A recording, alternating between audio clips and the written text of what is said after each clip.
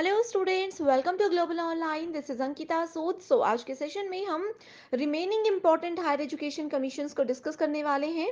Already जो भी commissions हमने पढ़े थे वो भी इम्पॉर्टेंट है, और बाकी के कमीशंस जो बच गए थे उनको भी डिटेल में आज हम पढ़ने वाले हैं, जो कि एग्जामिनेशन में एज इट इज ज़रूर पूछे जा सकते हैं। तो स्टूडेंट्स, जो भी कॉन्सेप्ट्स, जो भी कमीशंस आपको मैं बताऊंगी, इन पर आपने ध्यान रखना है अच्छे से, और जो भी कॉन्सेप्ट्स होंगे उनको अच्छे से समझ लेना है। इससे पहले पार्ट 1 में हमने वुड्स डिस्पैच, हंटर कमीशन और यूनिवर्सिटी एजुकेशन कमीशन के बारे में डिटेल में डिस्कस किया था। पेपर 1 के बेस्ट प्रिपरेशन के लिए कंप्लीट कोर्स में लेकर आई हूं, जो कि स्टूडेंट्स एग्जामिनेशन के difficulty level and previous examinations को बहुत अच्छे से एनालाइज करने के बाद बनाया गया है। इसमें डेली लाइव लेक्चर्स के साथ आपका पूरा सिलेबस कवर तो हो ही जाएगा, साथ ही आप लोगों को हम topic wise MCQs and PYQs भी प्रैक्टिस करवाते हैं, ताकि आपको ये पता लगता रहे कि जो आप पढ़ रहे हो उसमें से कैसे क्वेश्चंस एग्जामिनेशन में पूछे जाते हैं। मॉक टेस्ट अवेलेबल है एंड बहुत ही ज्यादा इंपॉर्टेंट है ये 5000 प्लस एमसीक्यू क्वेश्चन बैंक, जिसमें हर एक यूनिट वाइज क्वेश्चंस आपको मिल जाएंगे। इसके बाहर से कुछ भी एग्जाम में नहीं आता है, तो ये बहुत इंपॉर्टेंट हो जाता है कि आप एग्जाम से पहले एटलीस्ट 2 से 3 बार ये क्वेश्चंस को प्रैक्टिस कीजिए। न्यू बैच हमारा अपकमिंग मंडे से स्टार्ट होने वाला है, तो आप इसको ज्वाइन कर सकते हो। एंड फ्री वीडियोस को देखने के लिए ग्लोबल ऑनलाइन ऐप को जरूर डाउनलोड कीजिए। स्टोर सेक्शन पर सर्च बार में लिखिए कोर्स का नाम। जैसे ही आप कंटेंट पर जाते हो, आपके सामने कुछ फ्री वीडियोस आ जाएंगी, मेरे सेपरेट कंप्लीट कोर्सेज आ जाएंगे, जिसके लिए जो कि एग्जाम के लिए काफी है। इसके बाहर से ना आपको कोई बुक लेने की जरूरत है, ना आपको कोई एक्स्ट्रा मॉक टेस्ट के लिए पे करने की जरूरत है। इस कोर्स के बाहर से कुछ भी एग्जाम में नहीं आता है। लास्ट ईयर भी बहुत से बच्चों ने सिर्फ इसी से पढ़ाई करके अपने एग्जामिनेशन को बहुत अच्छे स्कोर से क्वालिफाई किया था। पीवाईक्यूज आप देख सकते हो, पीडीएफ एंड वीडियो सॉल्यूशन आपको मिल जाते हैं। इसमें आपके स्टेट के साथ साथ बाकी के स्टेट्स के जो क्वेश्चन पेपर्स हैं वो भी आपको मिल जाएंगे, ताकि आप लोगों की बहुत अच्छे से प्रैक्टिस भी होती रहे। आप सभी स्टूडेंट्स इस कोर्स को ज्वाइन करने के लिए बस गिवन नंबर्स पर व्हाट्सएप के जरिए कांटेक्ट कर सकते हैं। सबसे पहले आज हम देखेंगे सेडलर कमीशन क्या होता है। इसको आप सेडलर कमीशन या फिर सेडलर विश्वविद्यालय कमीशन के नाम से भी जानते हो। सबसे इंपॉर्टेंट चीज वो ये है कि 1917 से 1919 के बीच में ये कमीशन चला था। एंड ये क्यों बनाया गया? कोई भी कमेटी या कोई भी कमीशन में मैंने आपको क्या बताया था कल, कि सभी लोग जो हैं, एक्सपर्ट जो होते हैं उस फील्ड में, वो सभी एक जगह पर आकर उसके बारे में सोचते हैं। किसी चीज के लिए वो कमेटी या कमीशन बनाया जाता है। सेटलर कमीशन खास तौर पर बनाया गया था कलकत्ता यूनिवर्सिटी के फ्यूचर के लिए। अब देखो, कलकत्ता यूनिवर्सिटी बहुत फेमस यूनिवर्सिटी है। उसमें लेकिन जो कंडीशन थी स्टूडेंट्स की, जो कंडीशन थी एजुकेशन की, उन सब चीज़ों को कैसे बेहतर बनाया जाए, स्पेसिफिकली उस यूनिवर्सिटी पर ध्यान देने के लिए सेडलर यूनिवर्सिटी कमीशन बनाया गया था। ठीक है, सो ये चीज भी आप लोगों ने याद रखनी है। इसमें सबसे पहली बात ये कही गई थी कि कलकत्ता यूनिवर्सिटी में जितना भी टीचिंग स्टाफ है, यानी कि जितने भी शिक्षक वहां पर भर्ती किए जाएंगे, उन सभी को एक ऑर्गेनाइज्ड सिस्टम में वहां पर चीजों को मैनेज करना सिखाया जाए। क्योंकि अगर टीचर्स ऑर्गेनाइज्ड होंगे तो स्टूडेंट्स ऑटोमेटिकली ऑर्गेनाइज्ड हो जाएंगे, खास करके ऑफलाइन यूनिवर्सिटीज में। तो यही सब चीजें सैडलर कमीशन के अंदर उन्होंने सजेस्ट की थी। साथ ही इसमें यह भी कहा गया है कि विश्वविद्यालयों को माध्यमिक शिक्षा की जिम्मेदारी से मुक्त करना, ताकि वे केवल उच्च शिक्षा पर ध्यान केंद्रित कर सके।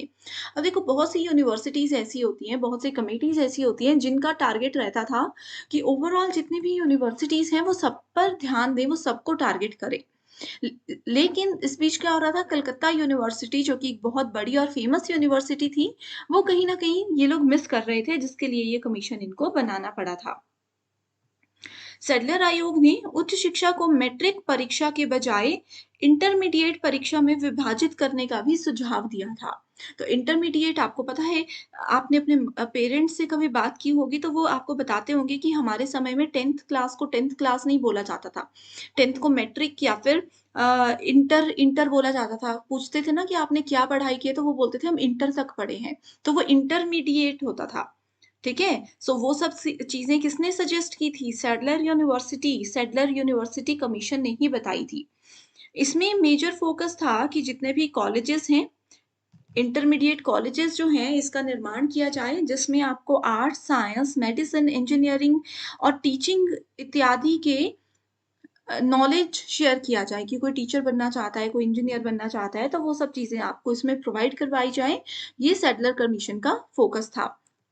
ओके, अगर इतना क्लियर है तो मुझे कमेंट करके बताते रहिएगा, ताकि मुझे पता रहे कि जो चीज़ें मैं आपको पढ़ा रही हूँ वो आप समझ रहे हो।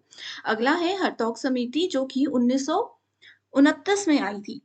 ओके, इसमें क्या था, जो हमारे एजुकेशनल स्टैंडर्ड्स थे, जो शिक्षा का स्तर स्तर हमारी कंट्री में समय के साथ-साथ 1929 के आस-पास घटता जा रहा था, उस चीज़ को कैसे कंट्रोल में लाया जाए और एजुकेशनल स्टैंडर्ड्स को कैसे बढ़ाया जाए, अपने शिक्षा के स्तर को कैसे एक ऊँचे लेवल तक पहुँचाया जाए, ये सब चीज़ें हरतोक कमेटी के द्वारा सुझाई गई थी।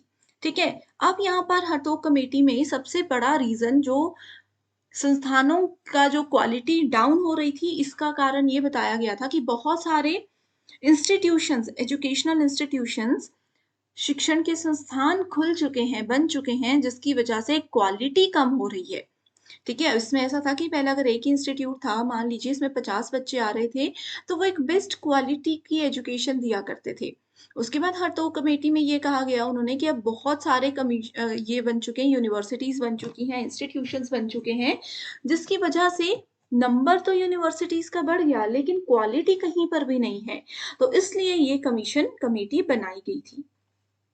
ओके, कैसे ट्रेनिंग को भी इम्प्रूव किया जाए, टीचर्स की ट्रेनिंग पर भी इसमें ध्यान दिया गया था। स्कूल लेवल की क्वांटिटी जो है उसको प्रॉम्प्ट यहाँ पर किया गया था। देखो, स्कूलों और विश्वविद्यालयों की संख्या में विस्तार को प्रेरित किया गया था हाथों कमेटी में। Okay, the essential schooling system as it existed had serious, आवश्यक स्कूली शिक्षा प्रणाली जैसा कि अस्तित्व में थी, वो काफी गंभीर थी इस रिपोर्ट के अकॉर्डिंग। अब देखो, जो हाथों कमेटी है, इसमें ये होता था कि हर साल रिपोर्ट इनको देनी पड़ती थी। ऐसा नहीं है कि एनुअल रिपोर्ट या 6 मंथ्स में रिपोर्ट देनी है। पूरे साल में किसी इंस्टीट्यूशन ने क्या किया, क्या नहीं किया, वो सब चीज़ें सेम ईयर में उनको रिपोर्ट सबमिट करवाना कंपल्सरी होता था। एंड इनके जो इसका निर्माण लॉर्ड इरविन के द्वारा किया गया था। मास एजुकेशन पर इन्होंने ध्यान दिया था। मास एजुकेशन का मतलब होता है जन शिक्षा। बहुत फोकस इसमें किया गया था कि कैसे जनता को, कैसे आम आदमी तक एजुकेशन बहुत आसानी से पहुंचा दी जाए। ओके, इसके बाद आता है, अच्छा स्टूडेंट्स, ये कमीशन सभी कंप्लीट हो जाएंगे, 7 कमीशंस।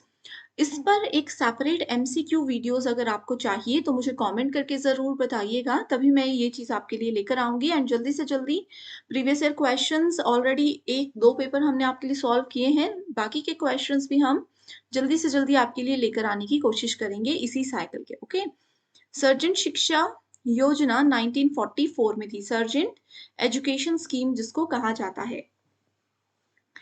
ओके, एक चीज़ और है जो हमारे पास ये हार्तक समिति थी, ये क्या करती थी?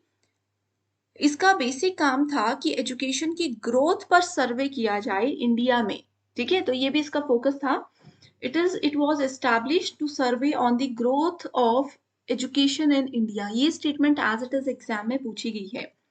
देन वी हैव सर्जेंट शिक्षा योजना। The central goal of the Sargent scheme was the educational reconstruction of India. अब देखो, यहाँ पर ये चीज आपको याद रखनी है कि जो भी हमारा शैक्षणिक पुनर्निर्माण था, इनमें कहा था कि हमारी जो इंडिया में एजुकेशन का सिस्टम है वो बिल्कुल बेकार है। इन्होंने बिल्कुल इसको शून्य कर दिया था और कहा था कि एजुकेशन सिस्टम को एक जीरो लेवल से शुरू किया जाना चाहिए, जल्दी से जल्दी। ठीक है, और जब हमारा देश आजाद हुआ था, उसके बाद ये सजेशन दिया गया था इस रिपोर्ट में कि इस लेवल को ज़ीरो से बिल्कुल शुरू किया जाए। अब क्योंकि ब्रिटिशर्स का राज नहीं था, इंडियंस ही थे, तो इसमें कहा गया था कि अपनी संस्कृति के अकॉर्डिंग और अपनी देश को आगे बढ़ाने की रिक्वायरमेंट के अकॉर्डिंग ही हमें क्या करना है, एजुकेशन सिस्टम को प्लान करना है। इसको हम सर्जेंट स्कीम भी बोलते थे, रिपोर्ट ऑफ सर्जेंट कमीशन भी बोलते थे, या फिर पोस्ट वॉर एजुकेशन डेवलपमेंट भी बोलते थे। पोस्ट वॉर डेवलपमेंट का मतलब है कि वॉर, जो युद्ध हुआ था उसके बाद का जो डेवलपमेंट है, इसीलिए इसको कहा गया है कि शिक्षा का पुनर्निर्माण यहाँ पर हुआ था। ठीक है, सो ये चीजें आपने याद रखनी है। अगला पॉइंट इसमें क्या है, इसमें एलिमेंट्री स्कूल्स जो थे कंपल्सरी एजुकेशन उसमें कही गई थी। देखो ये कहा है ना 6 से 11 वर्ष की आयु के सभी भारतीय बच्चों को मुफ्त और अनिवार्य शिक्षा की सिफारिश भी यहाँ पर की गई थी। इन्होंने कहा था कि बेसिक एजुकेशन तो लगभग हर बच्चे को मिलनी ही चाहिए, इसलिए इन चीज़ों पर फोकस किया गया था। साथ ही इन्होंने एकेडमिक जो टेक्निकल कोर्सेज होते हैं, वोकेशनल कोर्सेज होते हैं, उन सब चीज़ों पर भी ध्यान दिया था ताकि बच्चे सिर्फ रट्टा मार कर पढ़ाई ना करें, जिस फील्ड में उनका इंटरेस्ट है उसकी ओर भी वो आगे बढ़े। ठीक है, ये देखो प्री प्राइमरी ये सब चीजें लिखी है, technical, vocational and professional education, पूर्व प्राथमिक, प्राथमिक, हाई स्कूल, विश्वविद्यालय शिक्षा के साथ साथ तकनीकी, व्यावसायिक और व्यावसायिक शिक्षा, ये सब चीजें यहाँ पर सिखाई जा रही थी। ठीक है, सभी छात्रों को यहाँ पर समान अवसर दिया जा रहा था। जो कास्टिज्म होता था कि इस कास्ट के बच्चे नहीं पढ़ेंगे, उस कास्ट के बच्चे पढ़ेंगे, ये सब चीजें यहाँ पर खत्म कर दी गई थी। अगला आ जाता है नेशनल नॉलेज कमीशन। एक चीज और बताना चाहती हूँ, ये चीजें यहाँ पर खत्म नहीं कर दी गई थी कास्टिज्म वाला पॉइंट, बट शुरू कर दिया गया था कि इस पर हमें फोकस करना है। नेशनल नॉलेज कमीशन राष्ट्रीय ज्ञान आयोग 2006 से 2009 के बीच में इसने काम किया था, जिसे अंग्रेजी में नेशनल नॉलेज कमीशन कहा जाता है।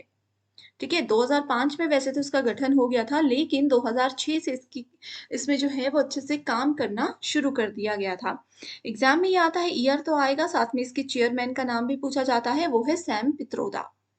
ओके, अब ये क्या है, ये एक एडवाइजरी बॉडी है, सलाहकार निकाय है। अब सलाहकार निकाय क्या होता है, एक ऐसी कमेटी जो काम कुछ नहीं करेगी, फील्ड में जाकर उनको काम नहीं करना, डिसीजन मेकिंग उनको नहीं करनी, बस उनको सजेशंस देने हैं।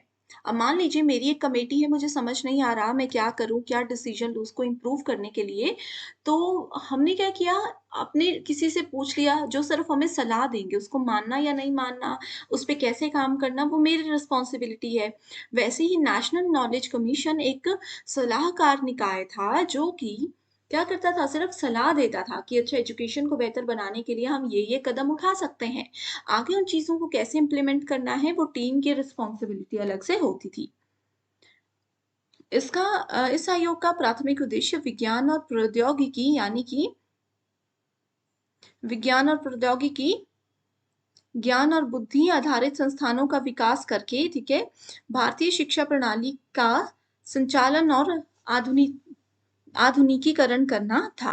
ओके, सो मेजर फोकस इसी चीज पर था। जैसे उस समय 2005-6 तक हमारा देश इतना टेक्नोलॉजी में आगे नहीं था, तो इसका फोकस ये था कि टेक्नोलॉजी में कैसे आगे बढ़ाया जाए अपने देश को। और आज आप देख सकते हो अभी लगभग 20 साल होने वाले हैं, तो 20 सालों में टेक्नोलॉजी के नाम पर हमारा देश कितना आगे बढ़ चुका है।